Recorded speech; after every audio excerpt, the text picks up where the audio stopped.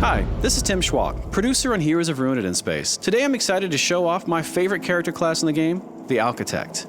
The Architect is one of the more challenging classes to play in Heroes of Ruin. She's great for players who like to bombard enemies from afar and really control the battlefield. Plus, she has some of the coolest looking attacks in the entire game.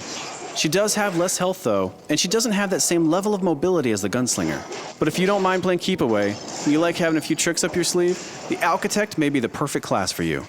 So here I am in the Void Dungeon as a level 20 Architect. I'm going to show you guys some of her really amazing abilities and also some of the tactics you might use when you're playing as her. You see me doing a little bit of keep away here using my arcane bolts, which are these really cool homing projectiles she has. You'll see some of these attacks I'm using are really high level. You won't start the game with these, but you can really look forward to these as you're leveling up your Architect.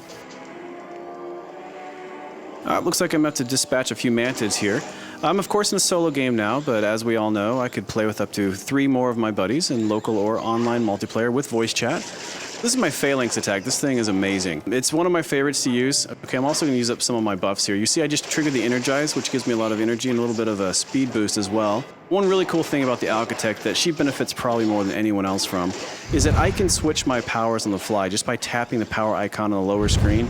That way you're not just tied to the 3 that you've got mapped to the buttons. You can fling through them as much as you want on the fly without going into any menus. That's something that she really benefits from because she's got so many crazy cool tools, and you can see me using a lot of them right here.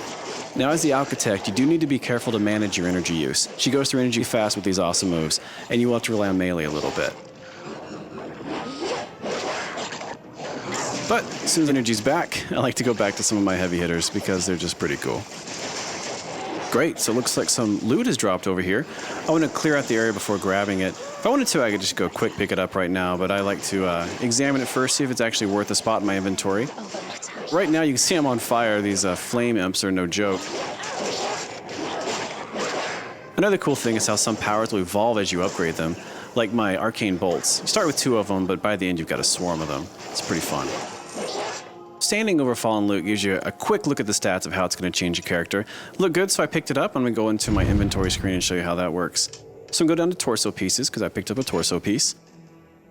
Highlighting over any piece of armor you have will show you exactly how it changes your stats. This one increases my armor, so of course I want to put it on.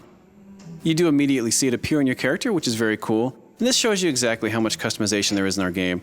There's so much loot that my Architect is always going to look different than yours, and it's really cool just to walk around and see yourself evolve over time.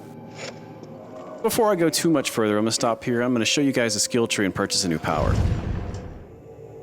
I'm going to go over here and all the way down. I'm going to purchase a solar beam.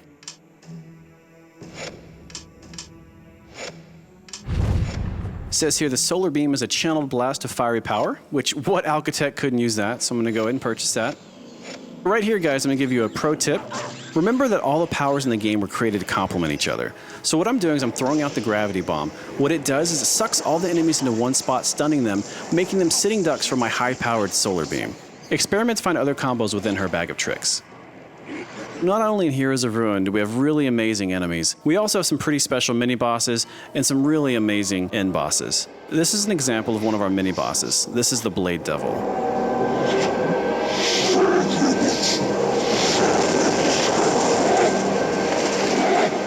Mini bosses and end bosses in our game always have really cool special abilities, and the Blade Devil's no different.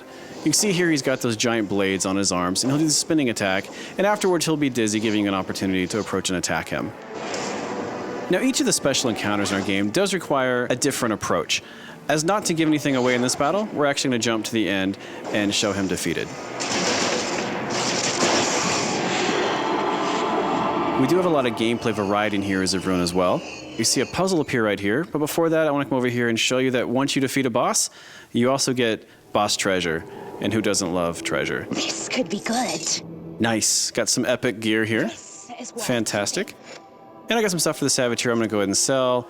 It'll put it into the Traders Network, and I can sell it via Street Pass. So I'm going to go ahead and interact with the puzzle here, just show you a little bit about what the puzzle does.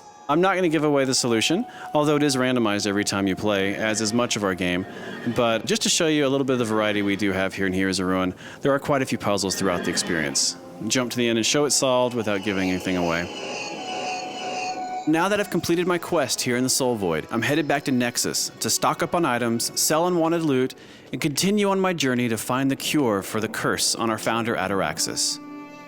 Of course, it's never quite that simple, is it?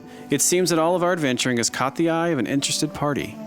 My, you've been busy. But I am not going to give anything away at this time.